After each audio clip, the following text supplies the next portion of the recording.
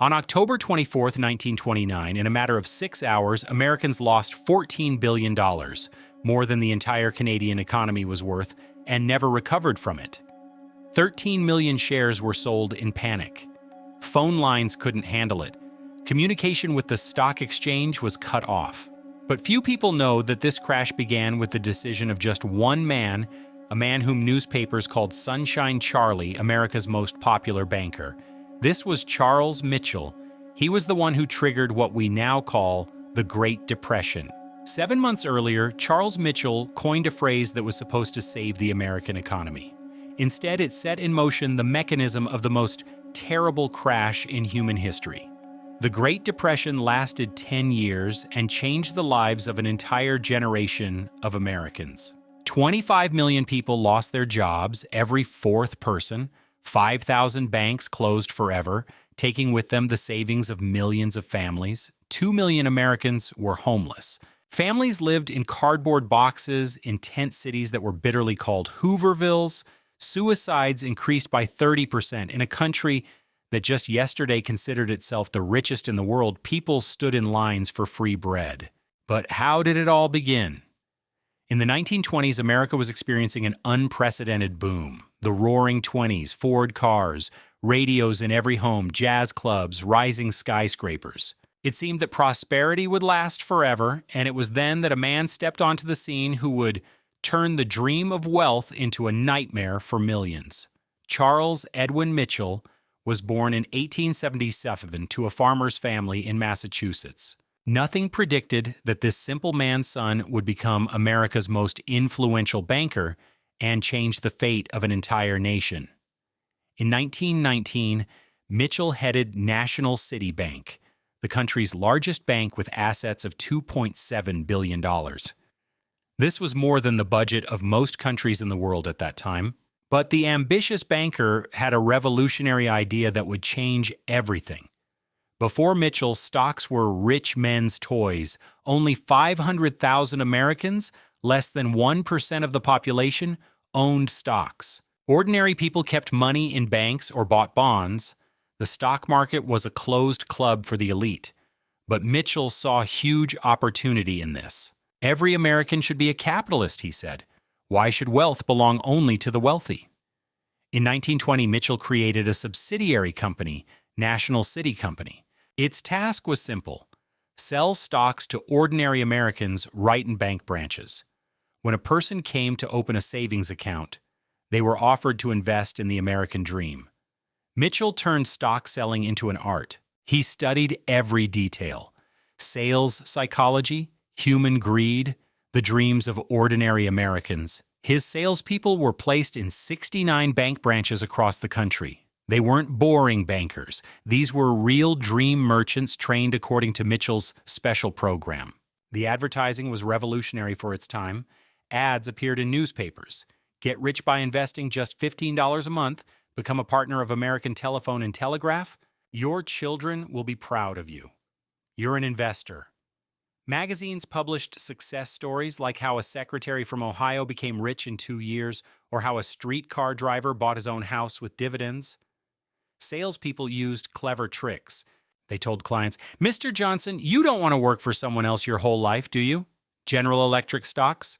This is your chance to become master of your own destiny." Or, "Mrs. Smith, your husband works for Ford. Why don't you become a co-owner of the company?" National City Company offices were decorated with posters showing happy families against the backdrop of big houses. Everything screamed, this could be your life. But the real genius was in the credit scheme. Stocks could be bought on margin. Put down only 10% of your own money and borrow the rest from the bank. Imagine you have $100, you buy $1,000 worth of stocks. If they grow by 20%, you earn $200. Double your money. Salespeople demonstrated this with simple examples. Look, Mr. Brown bought Radio Corporation stocks for $500, investing only $50. In 6 months, they grew by $150, his profit 300%. And your money in the bank would have brought only $15. The result exceeded all expectations. From 1925 to 1929, the volume of loans for stock purchases grew from $2 billion to $8.5 billion, a 425% increase in 4 years. The number of Americans owning stocks grew from 500,000 to 10 million people. A teacher from Ohio mortgaged her house for Radio Corporation stocks. A farmer from Kansas sold his cattle to buy General Motors papers. A mechanic from Detroit invested 6 months' salary in Ford stocks. Everyone believed this was their chance to get rich, and Mitchell basked in the glory. He was called a financial genius and a democratizer of Wall Street. In 1928, he earned $1.2 million. In today's money, that's $20 million. Magazines wrote about him as the man who made every American a potential millionaire.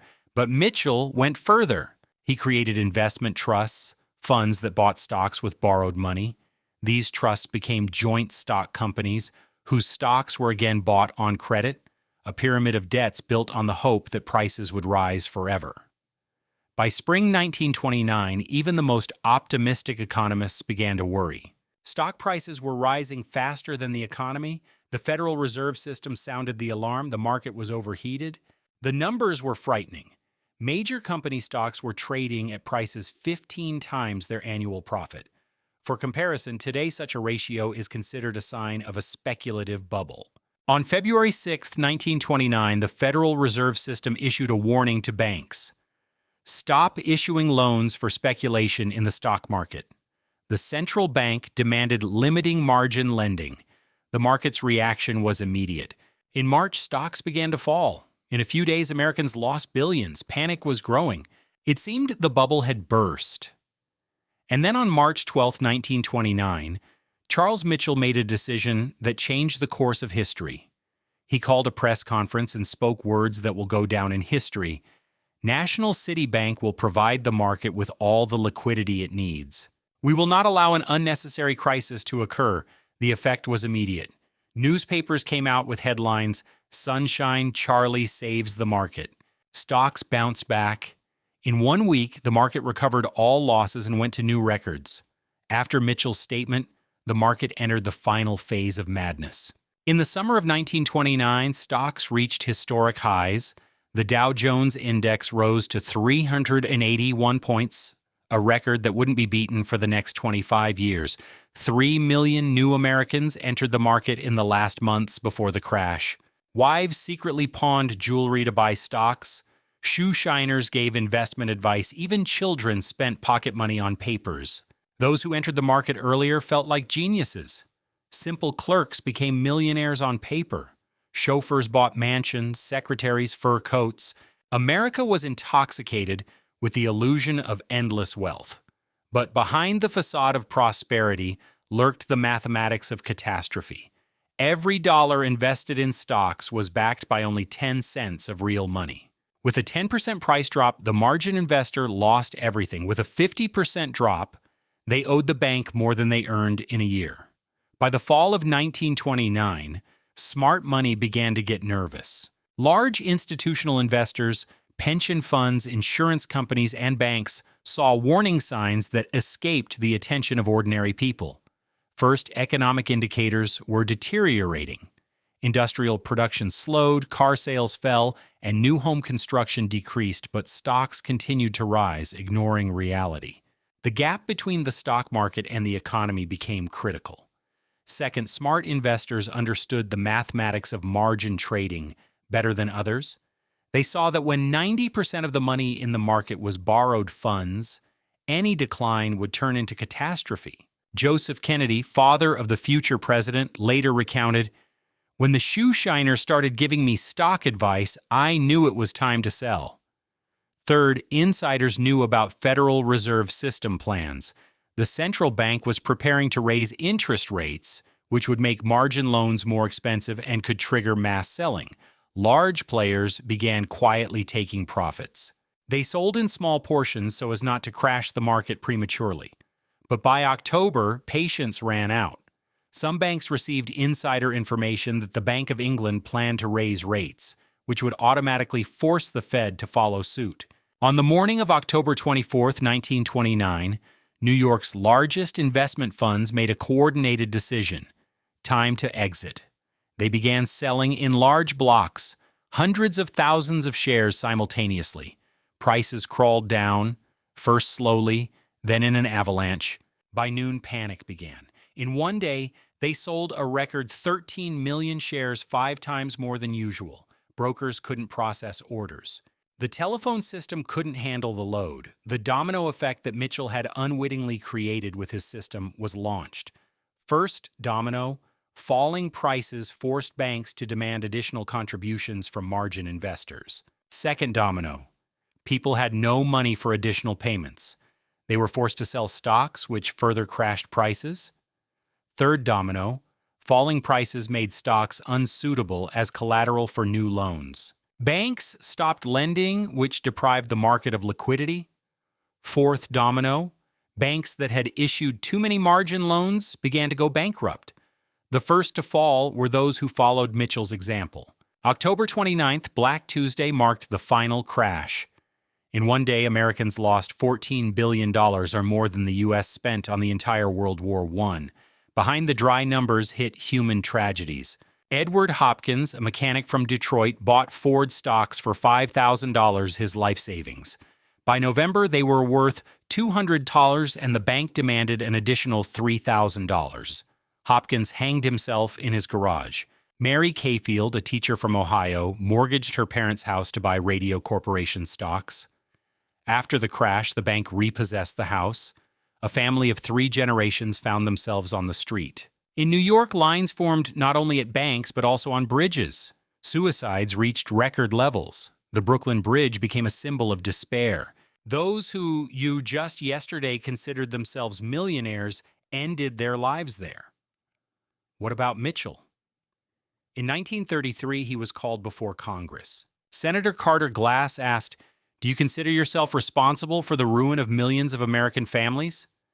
Mitchell replied, "I wanted to give people the opportunity to get rich. No one forced them to buy stocks, but justice caught up with Sunshine Charlie. In 1933, he was tried for tax evasion of $850,000. He was forced to resign in complete disgrace. The man who was called the market savior became a symbol of greed and irresponsibility. After Mitchell's resignation, the new management shut down all risky operations, focusing on conservative deposits and loans. The bank received government support as too big to fall. Moreover, the collapse of competitors allowed National City to absorb their assets for pennies. By 1935, the bank controlled an even larger market segment than before the crisis. Mitchell himself spent the rest of his life in relative obscurity. After the trial, he moved to Europe, where he worked as a consultant for small banks.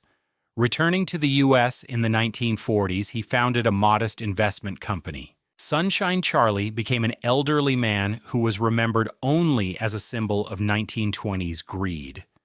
Mitchell died in 1955 at the age of 78, never acknowledging his responsibility for the Great Depression. In 1933, Congress passed the Glass-Steagall Act, separating commercial and investment banks. The goal was simple: never again allow bankers to gamble with depositors' money. The Securities and Exchange Commission was created to oversee the market. Bank deposit insurance was established. Strict requirements for margin trading were introduced. America swore this would never happen again, but the government also took more radical measures. In April 1933, President Roosevelt signed an executive order that shook the foundations of the American economy. Private individuals were prohibited from owning gold. All Americans were required to surrender their gold coins and bars to the government at a fixed price. This was a desperate attempt to regain control over the monetary system. As long as people could demand gold for dollars, the government couldn't print money to fight the Depression. Gold confiscation allowed for increasing the money supply and reducing deflation, but the price was violating Americans' fundamental right to own precious metals. In a month, Americans surrendered more than 3,600 tons of gold, more than the current reserves of Russia and China combined. A year later, the government raised the official price of gold from $20 to $35 per ounce, earning billions of dollars on the confiscated metal. The scars of the Great Depression remained for generations. The American economy recovered for 10 years. Millions of people forever lost faith in the stock market. An entire generation preferred to keep money under the mattress rather than in trust banks. Today, almost a century later, history repeats with frightening accuracy. 50 million Americans trade stocks through smartphones. A new generation invests in cryptocurrencies and meme stocks, borrowing money on margin accounts. Same promises of easy money, same cheap loans, the same mechanism Mitchell created almost 100 years ago. The average American today owes more than they earn in a year. Margin trading has reached 1929 levels, and again, millions of people believe that this time is different. Charles Mitchell's story is about how good intentions can lead to catastrophe. He really wanted to give ordinary people a chance to get rich, but his system turned the American dream into a nightmare for a quarter of the country's population. Every American should be a capitalist, Mitchell said in 1928. Everyone should invest, they say today. History doesn't repeat, but it rhymes. Next time you hear promises of easy money and calls to democratize finance, remember Sunshine Charlie and ask who will really profit. Subscribe to the channel. There will be many more such stories ahead.